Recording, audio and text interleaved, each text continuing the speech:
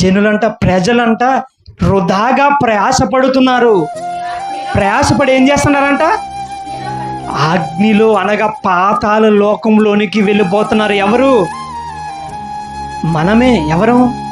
దేవుని కొరకు ప్రయాసపడవలసిన మనము ఈ లోకంలో ఉన్న ధనాని కోసమో, లోకంలో ఏవో ఆర్భాటాల కోసమో మనం ఏం చేస్తున్నామండి? ప్రయాసపడుతున్నాం.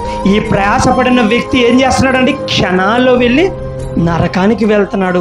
ఏమండి, 60-70 ఏళ్ళ జీవితం ఈ శరీరాన్ని సుఖపెట్టడం కోసం ఈరోజు ఏసీలు వచ్చినాయి, లగ్జరీ కార్స్ వచ్చినాయి, అన్నీ వచ్చినాయి అండి. ఇవన్నీ కొన్ని రోజులు మాత్రమే, కలకాలం ఉండవండి. కలకాలం ఉండేది ఆ దేవుడున్న మహాలోకమేనండి. ఆ లోకం కొరకు నువ్వు ప్రయాసపడ్డావా? నువ్వు ధన్యుడు, గొప్పవాడు. నీకంటే అదృష్టవంతుడు ఎవ్వరూ లేరండి. ఎందుకో తెలుసా?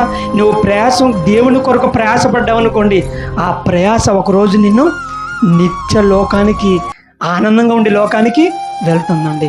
అదే లోకం కోసం ప్రయాసపడి ఆ ధనవంతుడు ఎంత వేదన పడుతున్నాడో, కొన్ని సంవత్సరాలైనా ఆయన ఏమన్నాడు తెలుసా? అబ్రాహమా, ఏమన్నాడండి?